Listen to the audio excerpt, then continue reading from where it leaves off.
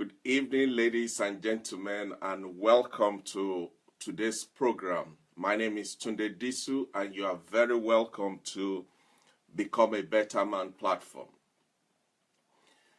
First, I'd like to appreciate your understanding regarding yesterday's program. Normally, as you know, we have our programs on Thursday at 8 p.m., but yesterday I was caught in traffic on the motorway coming from the north, and I couldn't make it on time. I posted 2 messages to apologize that I won't be able to make it yesterday. We'll have it today, and I'm so happy that you got the message, you honored my apologies, and here we are today. It's an honor to have all of you once again on this platform. My very good friend Neville Nania. Good to see you, sir. My uncle Joe Awolowo. Thank you, sir. Appreciate you. On today's program, we're starting a new topic. We are starting a new topic. And the topic we're starting today is entitled Elements of Personal Charisma. Elements of Personal Charisma. I'm sure we've all heard about charisma. We've heard about people who are charismatic. We've heard about people who are magnetic. They tend to pull people without even making a lot of effort. People gravitate towards them. People want to hang around them. We want to associate with them. We want to even call them our friends and people that we know, people we relate to, almost to the point of name dropping. And there's nothing wrong in knowing these people or being part of these people's life or these people to be part of your life. But the question then is, what makes them different? What is the reason? What is the secret? Why are people easily, naturally, almost running after them, wanting to be part of their lives, wanting to be part of what they're doing, wanting to associate with them, to belong to their circle, to have them on your phone, to be able to say, he's my friend or she's my friend. Why? What is it about these people that has made them such an attraction to a lot of people? And when you look into their lives, apart from this element of charisma that they have, this magnetic ability that they have, you will understand or you will realize that most of them are just as ordinary men and women like you and I. But then they stand out. They're different. There is something about them that it's almost like an illusion. You are almost touching it. You are almost putting your finger on what is it about them, and then it's not there. And then you are always wanting to find out what exactly is it about this person, man or woman. The truth is this, ladies and gentlemen. Most of the things we see, some of the things that we see in these people and we appreciate in them and we honor and we long for, and the things that pull us into their circle and into their life, almost to the point of being influenced. In fact, in most cases, we are influenced by them, by what they say, their lifestyle, their views, their belief, their orientation, whatever it is about them. We are always eager and wanting to be part of that. At least to say, I'm also in that group. I am also in this gang. I'm also in this circle. The thing about these people is what you and I, over the years, we've called charisma. And when you ask people, for instance, when I was preparing for this program, I asked some people, when you hear the word charisma, what comes to mind? What immediately springs to mind? And guess what? The funny thing is, a lot of people could not define charisma, but rather they were giving names of people who are charismatic. I asked somebody, I said, when you hear the word charisma, what comes to mind? He said, oh, Barack Obama. Bill Clinton, Oprah Winfrey. It is not a wrong answer. But you see, we have associated the word charisma with some people. And these people, the truth is, they are charismatic. There's something about them that is just unique. And in life, every good thing, every blessing, every outstanding thing about you and I will not happen outside of the relationship that we keep, outside of the circle that we belong, outside of the people that are influencing us, outside of the person whose voice is loudest in our ears.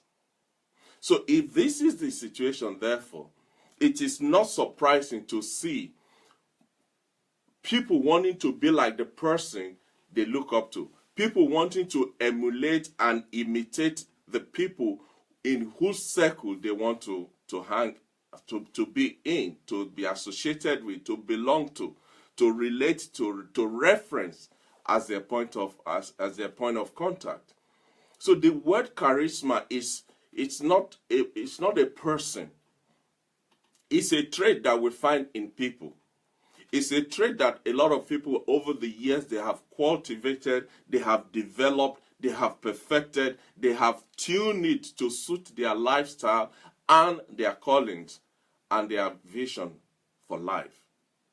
Now, the good news about that is this.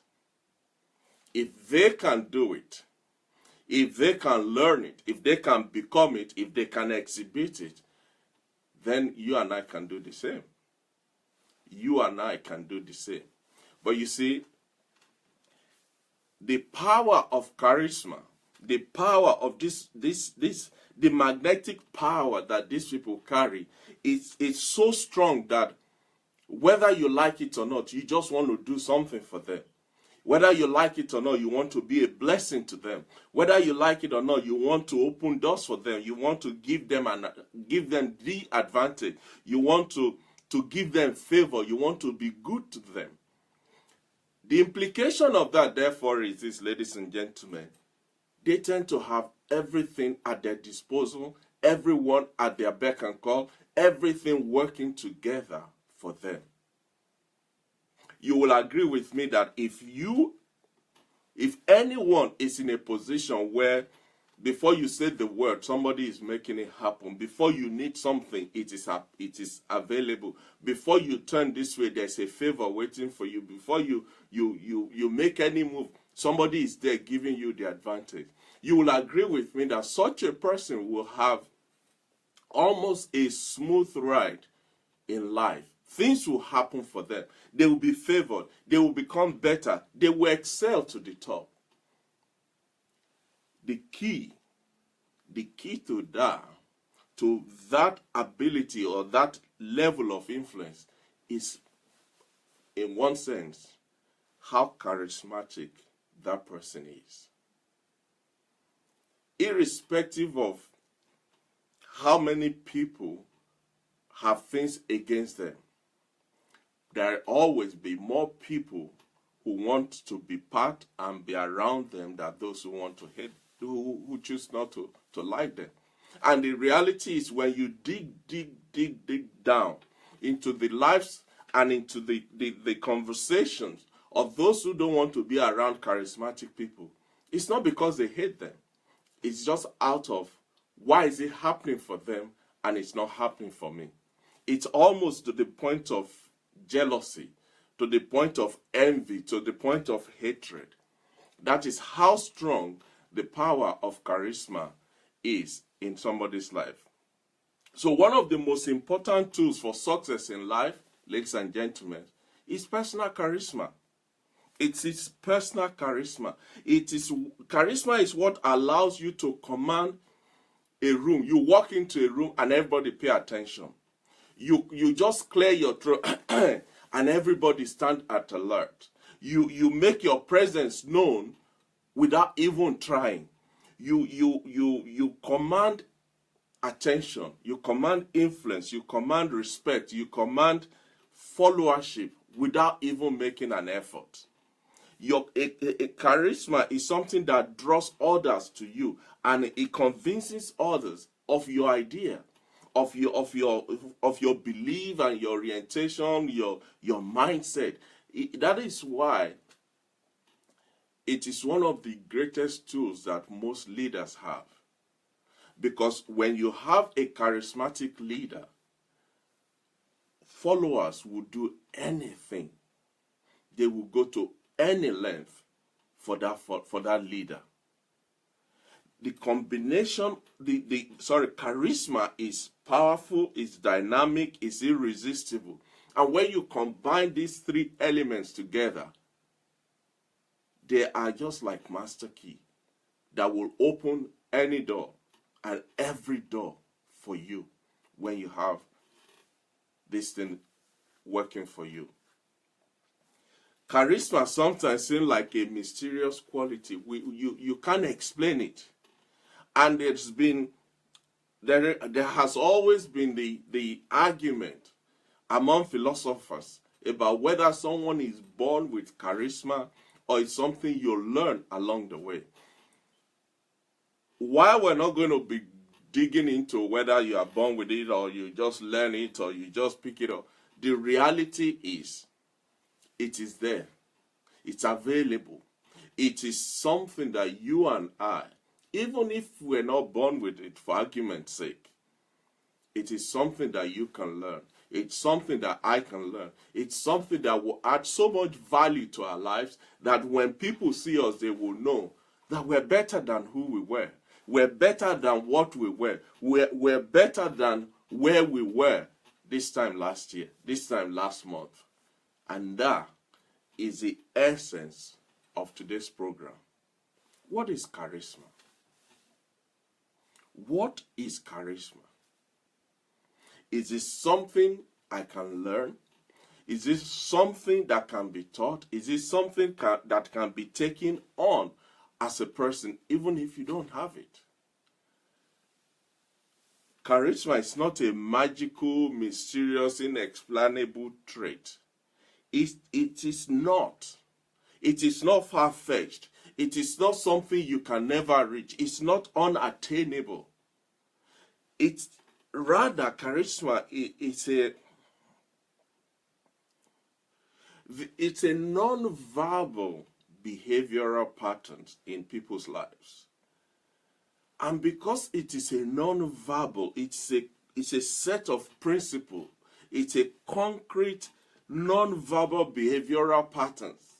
And therefore, it is easy. It is there for you and I to learn. But the good thing is, once you learn it, you can't shake it off.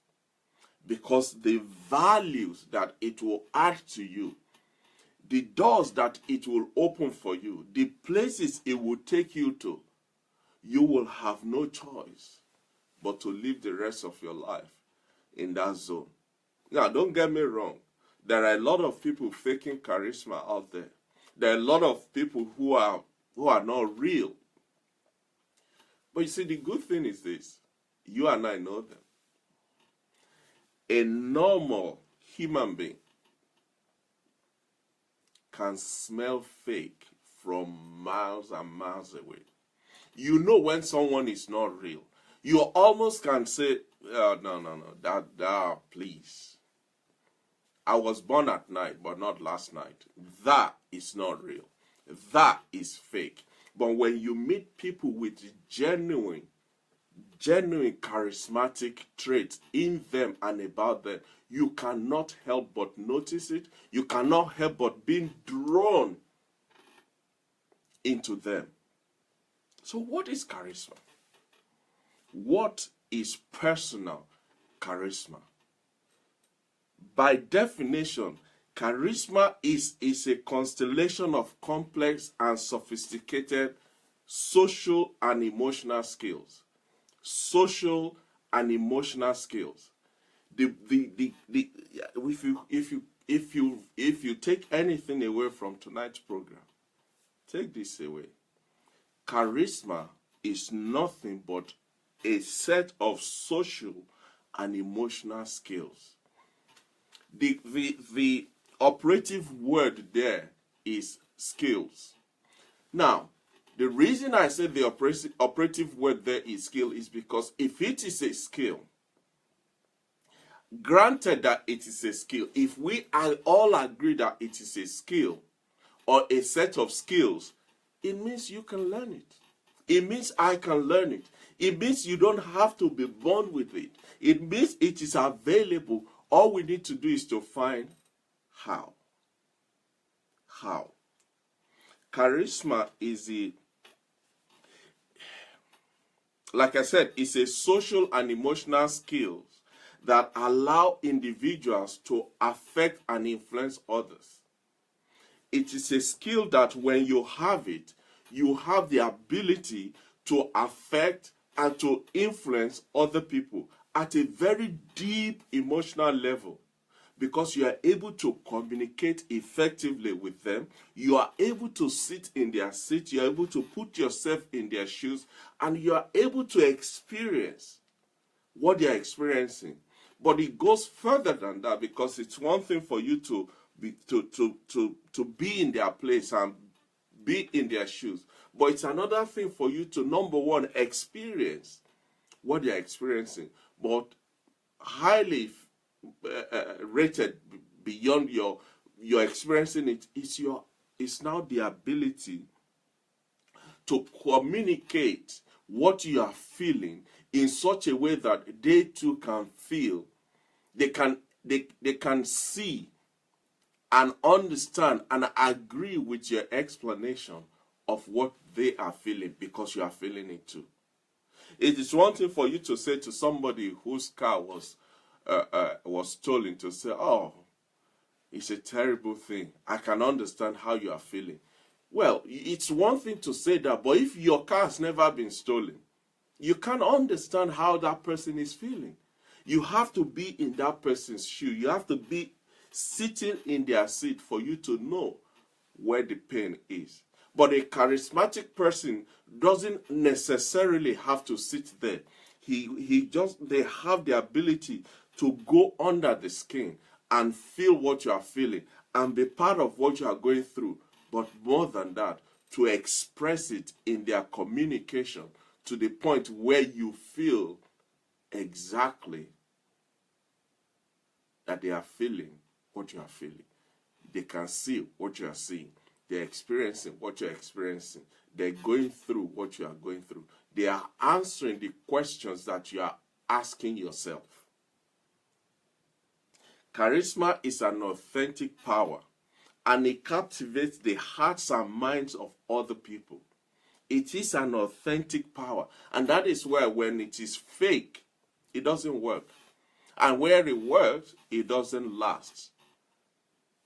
Charisma is a sort of power, but it has to be authentic for it to work. Charismatic people are people with highly developed communication and persuasion skills. They have the ability to develop and cultivate and develop communication and persuasion skills to a very high degree, that they then use that to influence people, to excite people, to raise people's hope and help people to come out of doldrum. Charismatic people, they are highly attuned to emotions. They can easily tap into what you are going through. They have the extraordinary ability to awaken emotions in people. That is why when you talk of people like Dr. Martin Luther King Jr. in America, Winston Churchill here in the UK, what those people have is the ability, with their words, to paint a picture, to put you in a frame where you can vividly see what is not visible, where you can feel what is not real, where you can taste what is not real, where you can almost hold what is not physical, because of their ability to use words to communicate, to express and paint a picture to put you in a position where you can see beyond what your eyes can behold. So charismatic people, they are able to awaken sleeping and even dead emotions in you. They get you wound and roused, and you come to a point where you're unstoppable. See, one of the good things, one of the power of managers and coaches is this: the ability to go beyond the surface. Yes, we've done the practical training of this and that, but then they sit you down and they talk to you in 5 minutes. And within that 5 minutes, the light bulb goes off in your head and you're a different person. We've seen this in football matches, for instance, where a team during the first half, they are just rubbish. They couldn't put two passes together. They stand in front of an empty goalpost. They can't score the goal. They kick penalty into throwing. It's just like, what on earth? Where has these people come from? And then they have the halftime break. They go into the dressing room and the manager sits them down and he speaks to them for 5 minutes. He challenges them. He reaches deep into their emotions and is able to just wake something up in them. And they come out for the second half and they're different, completely different team. That is part of the power of a charismatic person. They are able to keep their emotions in check. You see, that's another thing with charismatic people. Whatever they're going through, whatever is happening in their life, they are able to keep their own emotions in check and resist the negative attitudes and idea of other people while they help you to rise up and become all that you can be. It is therefore not surprising when you think about it this way, why people will gravitate to them, why people will long to be around them, why people would like to have them in their midst, because they are able to dig deep into certain part of you that probably you too cannot reach by yourself.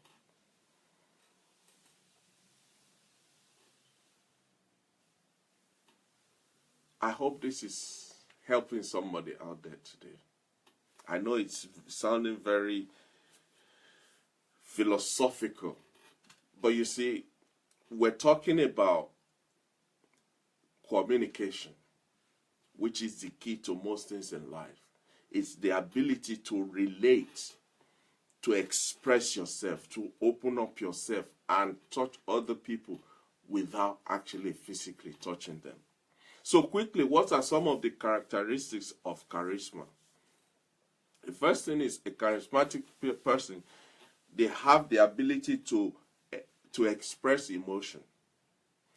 Charismatic people, they express their feelings spontaneously and genuinely, to the point that it affects the mood and the emotions of others. They light up the room. They are the life of the party. When they enter, the whole atmosphere is changed.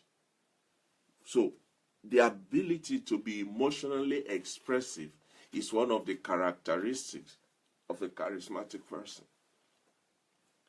Charismatic people, they are socially sensitive. They are socially sensitive. This is what I mean by that is they're able to read, understand, and interpret social situations. They know when to cry, genuine cry with those who are crying.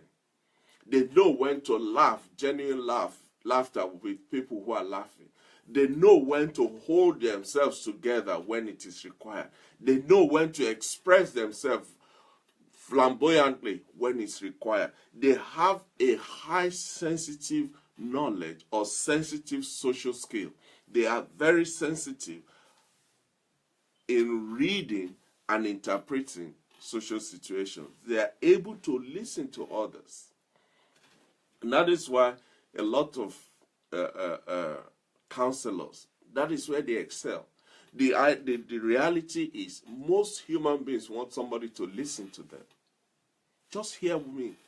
I'm not asking you for an answer. I'm not asking you for a solution. I'm not even asking you to give me an opinion.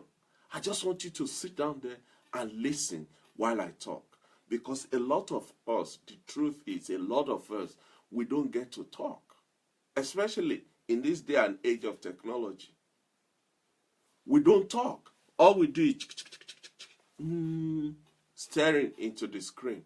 So when you have an opportunity to speak to somebody who will genuinely just sit there and listen and empathize and feel what you feel and experience what you are feeling, you want to be around that person as much as possible. Husbands, let me help you. In most cases, your wife don't need an answer. She's not asking you for a solution. She doesn't want your opinion. She's not bothered whether you have an answer or not. All she's asking for is, would you just listen? Let me just pour my heart out. Let me just speak and speak and speak and speak until I feel I've emptied this tank of whatever it is I have in me. A charismatic person, they have the social sensitive skill to be good listeners. They are able to tune in into your frequency. They are tactful, they are sensitive, they understand the surroundings in which they find themselves, and they are very good at adapting and relating to that environment. Charismatic people, they are emotionally in control. They have the ability to control and regulate their emotional display. They have the ability to control and regulate their emotional display. A charismatic people, you won't see them flying off the handle at every little thing and just break the chair and knock the dog out of the way. No, they have full control over their emotion, but more than that, they also have excellent control in how they display that control. They are good emotional actors. They can turn on the charm when they need to. They can break down and just cry from the depth of their heart if that is what is necessary for that situation. Charismatic people are emotionally sensitive. They are able to read the emotions of other people and relate to them and meet them at their point of need. They also have what I call the ability to balance. They have the ability to balance the various skills that is needed at different times for different situations and occasions.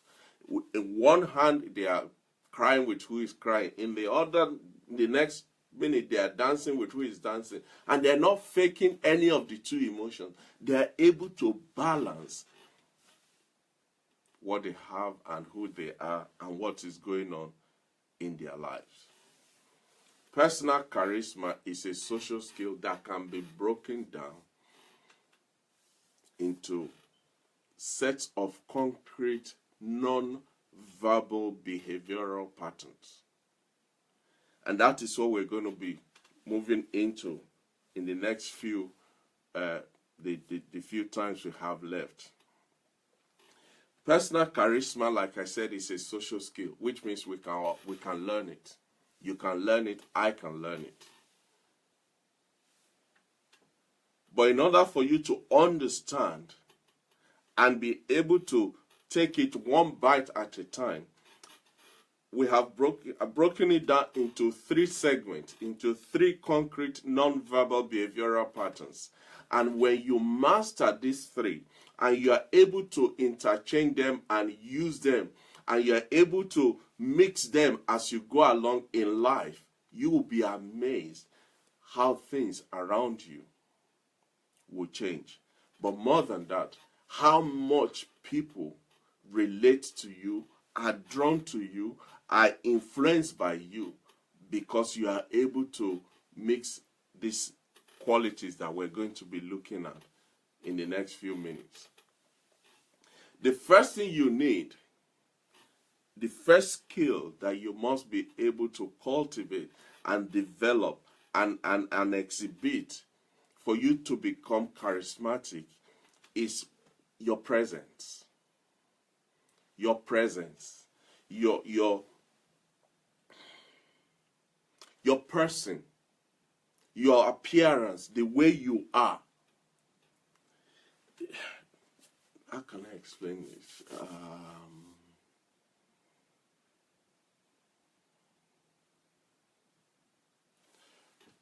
I think I've said this before in one or two of our previous programs when I said you have to be able to be here and now. You have to be able to be here and now.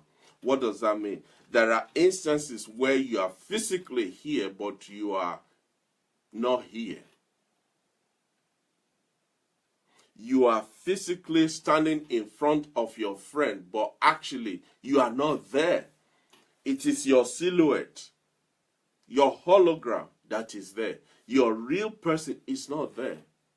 And when you live like that, you are eroding the relationships that you have. You are taking away the value of the person you are relating to, but more than that, the value that you give into such relationship. So the first thing you must learn if you want to become charismatic is your presence. Your ability to be here and now, to be completely present in front of the person or the people that you are relating to. One of the greatest assets or skills, for instance, that people have talked about regarding President Barack Obama, is that in the midst of a large crowd, if he's talking to you, as far as he's concerned, you're the only person in that place. He will give you his full, undivided attention. He lets you know that I am right here just for you and with you. Have you ever been in a conversation with someone and while you are talking, you could just see the person drifting away? You could see the person sliding off the scale. You could almost touch the point at which you lost that person, because suddenly they've just gone on a journey to a far, far away land. You almost know when they have left. How does it make you feel? What does that say to you? How do you feel about that? Maybe you are annoyed, maybe you are disappointed, maybe you feel devalued, maybe you feel not heard, maybe whatever it is. It is the presence is the ability to let the person or the people you're relating to let them know, I'm here, right here with you. And we're going to look at some of the characteristics, some of the ways rather, by which you can reaffirm and reassure the person that you're talking to, you're dealing with, you're interacting with, just to let them know, don't worry, it's just you and I. I'm here with you. I'm here for you. I'm here by your side. Unfortunately, we are so deceived these days that we think we can be in two places at the same time. And the moment you try to do that, the people around you, the people you are relating to, they can see that and they just feel that is so dishonoring. People feel I can be with you and still be on my phone at the same time. I can be with you and still be on my WhatsApp or checking my mails or whatever else you are doing. Now, some of you will say, well, that's multitasking. The truth is, it's not. It's not multitasking. It's abandoning the presence, the here and now. The real world is populated by the people that you physically want to be with. But yet we live in a presumed or assumed world where the people that we're actually relating to are not real. They're not there. They are just people we think are there, but in actual fact, they are not there. Technology has created a society of non-present screen worshippers, non-present dialogue partners, non-present relational people. Every now and again when I go out, maybe sitting down for a meal or just walking around, and I see people in restaurant, maybe just two of them who are supposed to be there, even in coffee shop, who are supposed to be there to spend time together and just have a bite or a cup of tea, cup of coffee or whatever. It's an opportunity for them to relate and relax and interact. But no, you see the two of them. Have you seen that? Oh, did you see that? And you're wondering, why did you even bother coming out? Why did you bother coming out? But for you, who want to be a charismatic person, who wants to develop this skill that we're talking about today, I have good news for you. The good news is you don't have to do much to stand out, to be different, because everybody is locked into this virtual world. So when people come across somebody who is different, they notice, because it's not like the rest. They notice that you are not consumed by gadgets. They notice the fact that you still have a heart that is pumping blood. Put it that way. You're still human.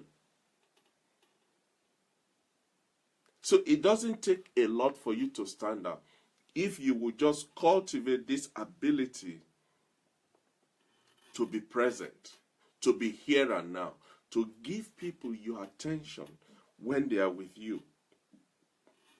Charisma is not about you telling us or displaying the fact that you are a super awesome person. No, that's not charisma. Charisma is not you blowing your trumpet. No, that's not charisma. Some of that is arrogance and pride. But charisma is making the other person feel good about themselves because they have spent time with you. It's not about you. It's about giving the other person the advantage. It's about making the other person feel, wow. Not about what they've said or done, but about the fact that they've been in your presence. Real charisma makes other people feel important when they finish an interaction with you. They feel better about themselves having spent time with you. Now, that is real charisma. Do you know why? Because they will want to come back again and again and again and tell others. And that is how you become magnetic.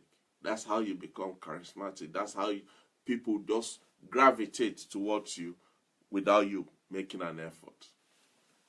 The fundamental truth is we all want attention. We want somebody to pay attention to us. We want somebody to give us attention. We want to be recognized and acknowledged. And the best way to do that is by you focusing your mental and emotional energy on someone else. Give somebody your attention, your undivided attention. When you do that, and you do it consistently, and you do it genuinely, you do it purposefully, you are building yourself to become a charismatic person. Charismatic people are not necessarily about the quantity of the time. It's the quality of the time that they give you that you will remember for a long time. So the first leg in developing this social an emotional skill called charisma is for you to be able to be here and now, to be present in the presence of the people that you are interacting with, that you are dealing with. Have you been, some months ago, maybe about 2 months, I can't remember exactly, I visited a church just as a visitor. And at the end of the service, the pastor was greeting everybody and all of that. And one of the ushers, bless her cotton socks, came and took me and said, "Oh, let me introduce you to our pastor." And he took me to the pastor and said, "Oh, pastor, this is..." She couldn't remember my name. I reminded her my name. "Oh, say, this is Tunde. He's visiting us for the first time today. This and that." And the pastor said, "Oh, how are you? God bless you." And he just like I was not there. And I could see this usher who introduced me to the pastor. You could see blood just drain off her face. Like, what was that? Anyway, so she took me. We walked down to the reception area, and she was so apologetic. "I'm so sorry." I said, "Ma'am, you don't need to be. You haven't done anything." And she said, "Oh, I couldn't believe the way the pastor just..." I said, "Don't worry about it. Maybe he's busy. Maybe he will..." And she said, "Yeah, but we always give our first time a special attention. But maybe it's not just my day or whatever." But you see, will I want to go back to that church? Will I want to, not out of anger or annoyance or whatever, but the fact that when I was there, in his presence, it was like I wasn't there, tells me, next. All right, you've said your bit, move on, let's talk to the next person. I appreciate that he's got other people to attend to. But remember, I'm a first-time visitor. And tomorrow, that same pastor will be praying for his church to grow. So the point I'm making is, make your presence known. Not by your loud noise, not by your shouting and screaming, but by the quality of the attention that you give to the person that is right in front of your face. So how do you develop this presence character? How do you develop the skill to be present in the here and now? What can you do? Let's assume that we're not like that right now. What can we do to be like that? Remember, the purpose of this platform is that we all can become better at who we are and at what we do and how we do them. So the first way to develop the skill of being present in the here and now is bring yourself to the here and now. Bring yourself to the here and now. Presence begins in the mind. It's a mindset. It's a discipline that you have to cultivate. It's in the mind. And the truth is this. When your mind is wandering away, you know. Okay, the conversation might not be exciting, but that is the conversation you have now. That is the person you have right in front of you. That is your here and now. The best thing you can do is give it your best. Give it your all. When your mind starts to travel and wander away and just fly away into the wind, there are things you can do to arrest your mind, because your body will ultimately follow your mind. So in order for you to arrest your mind, there are things you can do physically that will help you come back to where you are. And there are little things, almost effortlessly. For instance, one of the first things you can do to arrest your mind and bring yourself to the here and now is to pay attention to some physical sensations in your body that you ideally not pay attention to. I'm going to say that again. One of the ways by which you can arrest your mind and capture it and bring it back to the here and now is within you, something within you that you will naturally not pay attention to. Give that thing your focal point at that instance, and your mind will come back, because you have to deliberately do it. I'll give you an example. How many of you would say you have to think about breathing?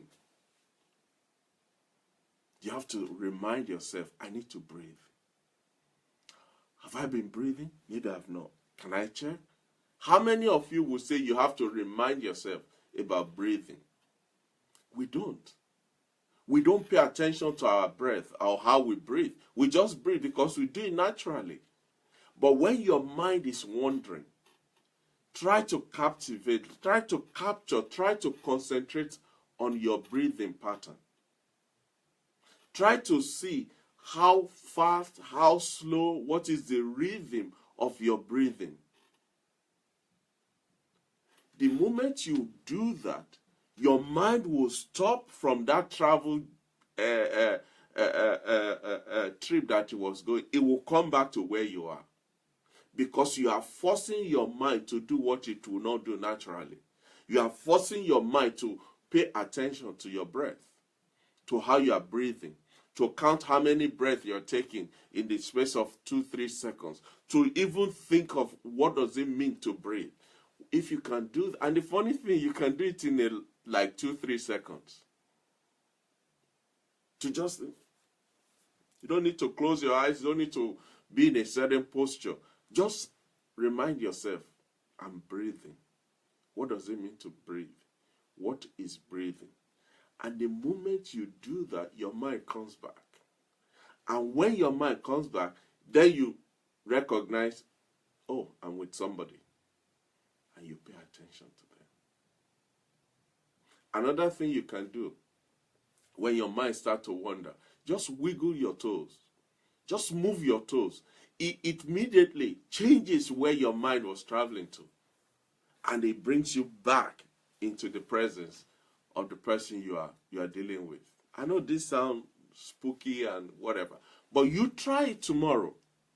When you are talking to somebody, even tonight, when you are talking to somebody physically in front of you and your mind starts to wander, try any of these samples I've given now, and you will see how quickly your mind will come back to the here and now.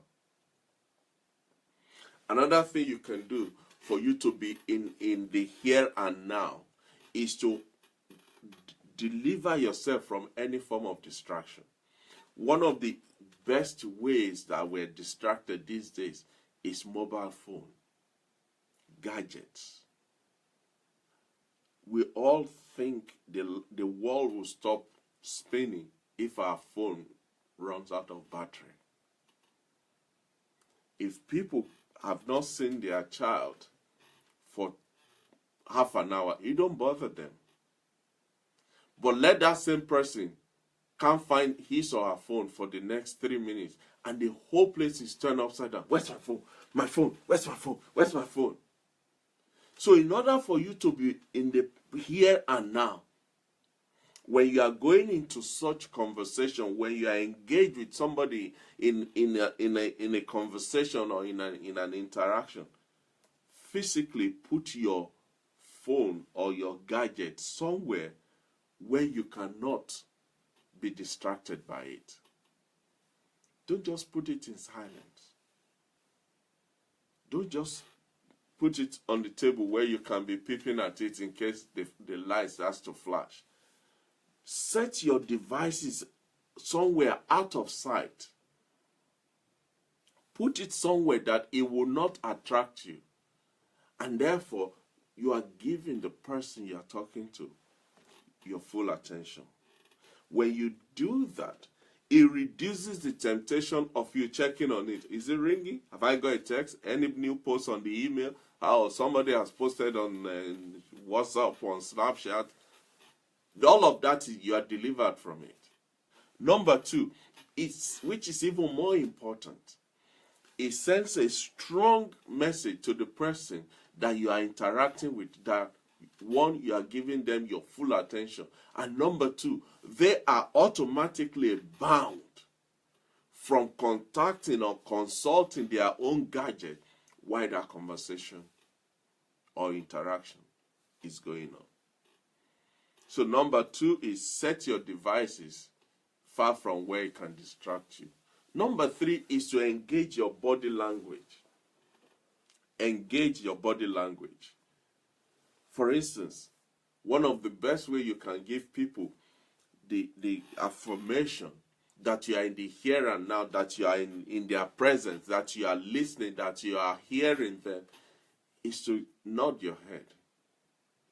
You don't even need to say anything. Just by nodding at the right time to the right speech or sentences, it tells the other person that you are actually with them. But be careful, don't overdo it, because then that will give it away as if you're just nodding so that they don't stop talking. And the only way that you can avoid overdoing it is by actually listening to what they're saying. By so doing, you know when to nod, you know when to keep quiet, you know when to pull your face, you know when to use your hands, you know when to express something. But you can only do any of that if you are in the here and now, if you are in the present, if you are in the present and you are present in the presence of the person that you are interacting with. Nod at appropriate times. Nod at appropriate intervals. Communicate your presence at the appropriate time by using your body language, by nodding, by shaking your head, by facial expression. All of that communicates to the person you are dealing with that you are actually listening to them. Another thing you can do is constantly make eye contact with the person. Make eye contact with the person. People who make higher level of eye contact with other people, they are perceived to be desirable. They are perceived to be warm. They are perceived to be honest, to be sincere, to be competent. They are seen as somebody with confidence. And that is why they can look you straight in the eye. You and I know, and we have heard, and some of us will even said it. If somebody is talking to you and they can't look at you in your eyes, they're probably lying right in your face. Maybe they are not truthful. Maybe there is something they are hiding. Eye contacts make you seem more appealing to those you are interacting with. It improves the quality of that interaction. And it makes people have a sense of intimacy. A sense of there's an exchange going on between you and them. And it leaves them feeling more positive about your interaction and about you. So next time you're talking to somebody, avoid the picking of your nails, looking into the sky, checking the color of the sun, trying to see what's going on the other side. No.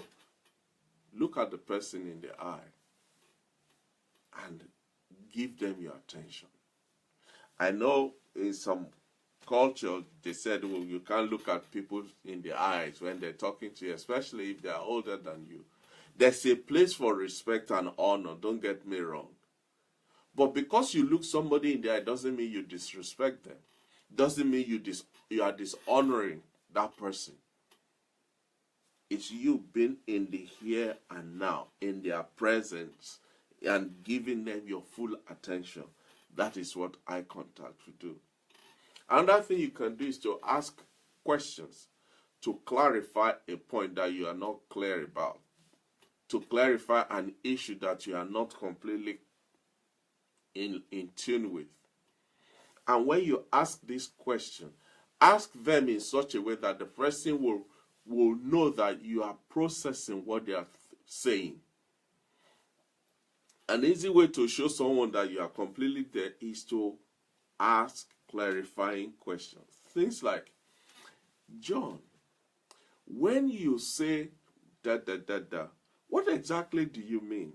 How does that fit into this? How will that relate to that?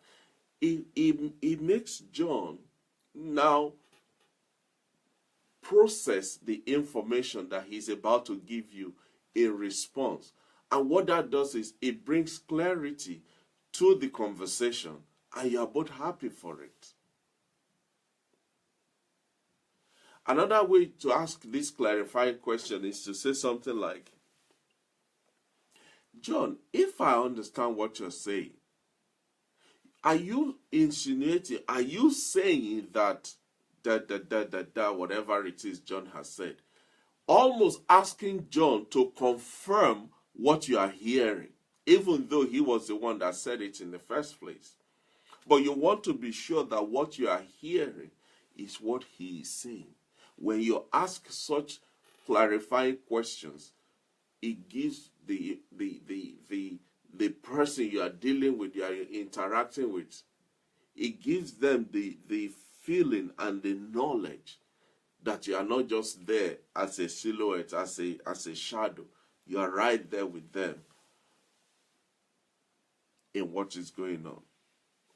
Another way by which you can demonstrate your presence, your being here and now, is to avoid fidgeting. Avoid fidgeting. Avoid. You remember when we did the program on shyness, and we talked about shy people all usually think everybody is talking or thinking about them or condemning them or whatever. And so in an attempt to avoid that, they overdo certain things, which actually amplifies and draws people's attention to what is going on in them and with them. It's the same thing when it comes to your presence. Avoid fidgeting, shaking and being unstable, itching and scratching. No, just relax. Be in the presence of the person you are dealing with.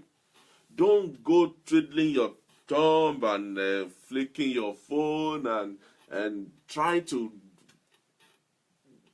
disperse your attention to other people and other places.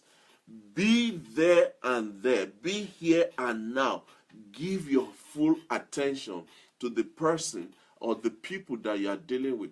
All of this will go a long way to help you in the development of the skill, the social and the emotional skill that will ultimately make you a charismatic person. Another way by which you can demonstrate that you are in the presence and you are in the here and now is for you to avoid the temptation to start thinking of how you are going to respond while the other person is talking. I know this is a challenge because if you don't think of how you're going to respond, you're going to respond out of tune. But I'm going to show you how to do it. When somebody is talking to you, instead for you to hear what they're saying, listen to what they're saying. Now, you may be wondering, what's the difference between hearing and listening? And I'll tell you the difference. Listening is a natural ability that God has endowed us with. For as long as you have ears and they are not defected in any way, you can hear things. You can hear people. You can hear sound. That's hearing. It's a natural thing that you don't need to do anything about. You just hear. But listening is a deliberate, a conscious decision that you have to take to not just hear, but to listen. To not just hear, but to listen and process what you are hearing. So hearing is just what you do naturally For as long as there is sound, your eardrums are working, you will hear. But listening is a deliberate action that you have to do, that you have to take, that you have to engage in order for you to be in the here and now. We all have the tendency to be ready to jump in at every available opportunity when somebody is talking to us, because we feel we have an opinion and we need to express it. There's nothing wrong with having an opinion, and absolutely nothing wrong with expressing that opinion. The key is finding the right point at which you inject that's your views, that's your view, that's your opinion, that's your idea, that's your response.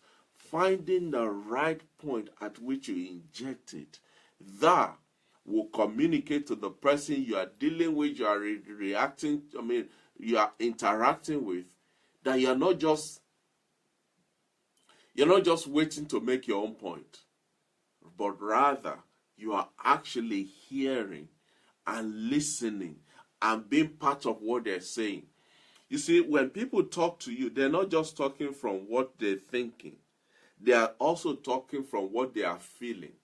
And when you express your being there with them at that instance, you are not just hearing what they're saying, you are also feeling what they are feeling.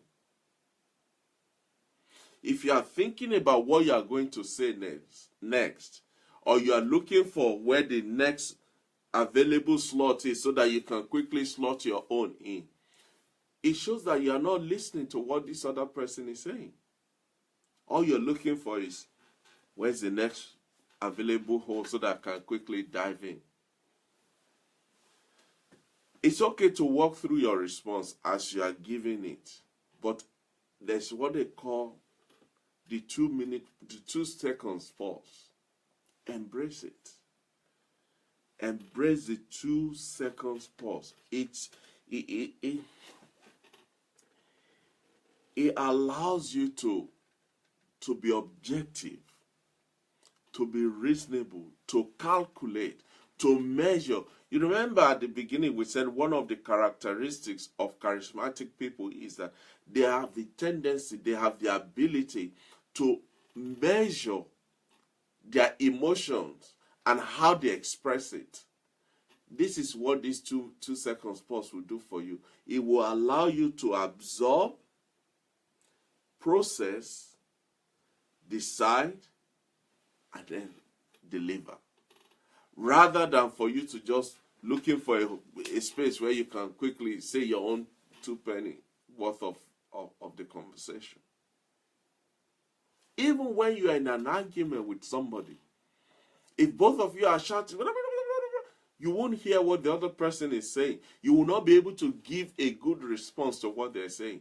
But if you pull back, if you hold back, if you slow down, you'll be able to hear and you'll be able to now strategize and see how you can interact or counteract what the other person is saying. So when it comes to knowing how to respond and not jumping into somebody else's conversation, the sequence is that you allow them to finish their sentence. From your facial expression, you absorb what they have said, and then you give your own answer. In that your 2 seconds pause, you let them finish their sentence, you absorb what they have said, and you express that absorption from your facial expression, your body language, how you relate and how you respond. Then you process what you are going to say before you deliver it. When you do that, people will respect you. People will honor you. People will want to hang out with you. They will want to relate to you. They will want to defer to you. They will seek you out among the crowd. And in so doing, you are building your charisma. You are becoming better at being a person that is magnetic, that people can't help but want to hang around with. Remember, real charisma is to make the other person feel important when they finish an interaction with you, making them feel better about themselves by the time they finish their conversation with you. Conveying presence is a simple concept, but most of the time we don't see it, we don't know it, and we lose out in our interactions with other people. It takes a significant amount of willpower to focus your attention on the person that you are with per time. But like all things, like most things in life, with practice, when you try it and you practice it and you work on it over and over and over again, before you know it, it will become your second nature. And before you know it, you will be listed among the charismatic people. And before you know it, doors will open for you. Favor will follow you. People will go out of their ways to do you good. They want to spend time with you. They will defer to you. They will relate to you. They will share your vision. They will follow your ideas. They will listen to your opinion. And that is how you become, or part of how you become, a charismatic person. My challenge to you is this. We've covered a lot in the past hour or so, or just over an hour. Take away some of these principles. Take away some of these practices. Take away some of these points that we have raised and mentioned and discussed tonight. And for the rest of this weekend and into next week, try and practice them. Try and practice what it means to be present in the here and now. Bring yourself to the here and now. Set your devices in a place where they can't distract you. Use your body language. Nod your head. Show your presence. Let the person you're dealing with, you're interacting with, know you are here right now. Make eye contact as they're talking. Ask clarifying questions. Don't fidget while they're talking to you. Then adopt the 2-second pause. When you bring all of this together, you don't need to tell people I'm with you. You don't need to explain to you, I am always here with you. They will know it. And your relationships will be better for it. Once again, ladies and gentlemen, thank you for allowing me to do this program today rather than yesterday. I appreciate you and I honor you. As you all know, and if you don't know, we have started another program every Monday at 8 p.m. It's called Practical Christianity Bible Study. We had the first one last week, Monday. I want to thank all of you that were on the platform and all of you that joined later or watched the program later. The next one is on Monday, and we're going to continue from where we stopped this Monday just gone, looking at the true identity of man. It's exciting. I just can't wait because I know God is going to do something amazing, something wonderful in your life and in my life, and it starts by us understanding our true identity. Well, ladies and gentlemen, I'm sorry I've taking a little bit longer than usual. I appreciate your time. Thank you so much. I honor your commitment and your dedication to this platform. I don't take it for granted, and it's a privilege to be listened to.